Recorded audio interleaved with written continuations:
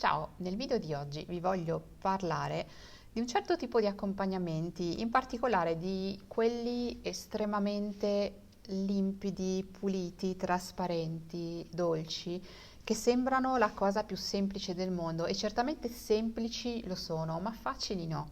Nella fattispecie mi sono ritrovata a leggere finalmente, è una cosa che desideravo da tanto tempo, le scene infantili di Schumann, perché le ho insegnate quasi tutte, ma non le ho mai suonate. Una delle fortune del pianista è che il repertorio è praticamente sconfinato e non basta una vita intera per scegliere tutta la musica bella che c'è da suonare.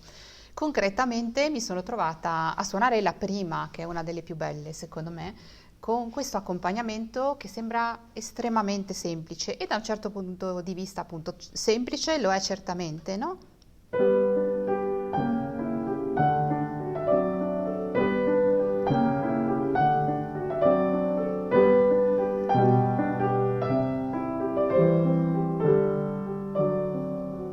Eccetera, eccetera. Però il risultato, volendole modellare, tra virgolette, solo con le dita, è un po' invasivo.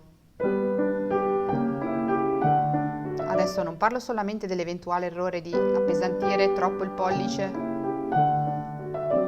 che deve essere giusto appena accennato, ma proprio di notare troppa definizione di questa parte interna.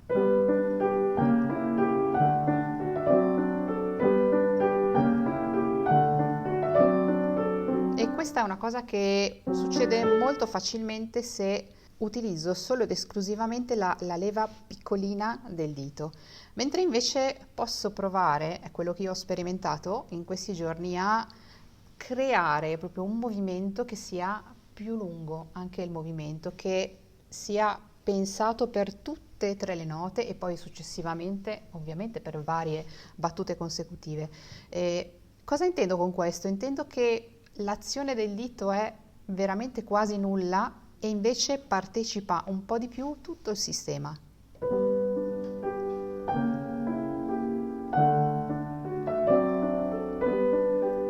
In particolare io sto raggiungendo la seconda nota che posso tranquillamente raggiungere senza spostarmi, senza alcun movimento del palmo, ma la sto usando, la sto raggiungendo col palmo perché questo mi dà, questo mi dà un'unione maggiore, un impasto sonoro migliore, una migliore consecutività, si dice in italiano? Sì, credo, conseguenzialità probabilmente. Una migliore conseguenzialità di suono proprio tra queste note e quindi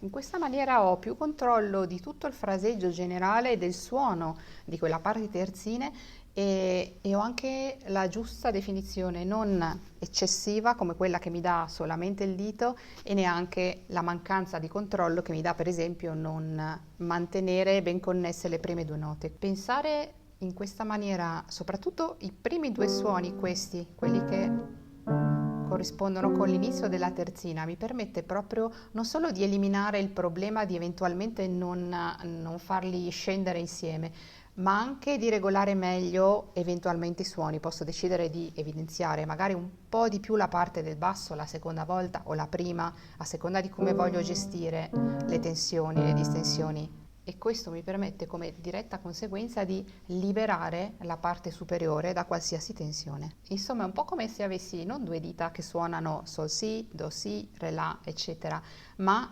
il dito che suona sol si, il dito do si, il dito re la, pensato proprio come un'unica entità e c'è una differenza. Però pensarlo in questa maniera mi elimina di fatto un elemento in più da controllare, mi semplifica quello che devo seguire e soprattutto mi lascia libertà di concentrarmi su quello che davvero è importante in questo caso, cioè la parte della mano sinistra.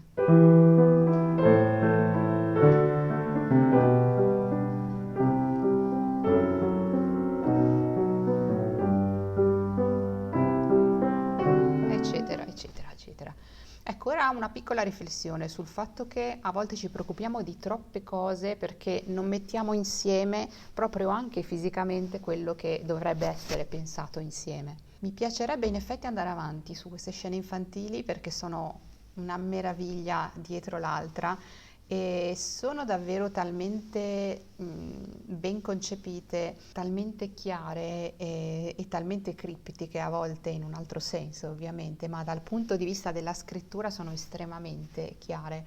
Sono secondo me queste scene infantili una delle composizioni più belle scritte da Schumann e davvero vale la pena affrontarle. Se vi piacciono e siete magari principianti, suonatele tranquillamente, ma sappiate che è qualcosa di pensato, come riferito all'infanzia, di ispirato ovviamente al mondo dell'infanzia, ma non è una composizione per bambini, quindi affidarla a un bambino o comunque a uno studente molto principiante significa davvero, secondo me, anticipare un po' le tappe. Ciò non toglie che se avete voglia di semplicemente suonarvele perché non resistete, suonatevele, ecco, ma sappiate che è un pezzo che davvero richiede un certo tipo di riflessione che naturalmente vale sempre la pena fare perché la musica è una cosa meravigliosa.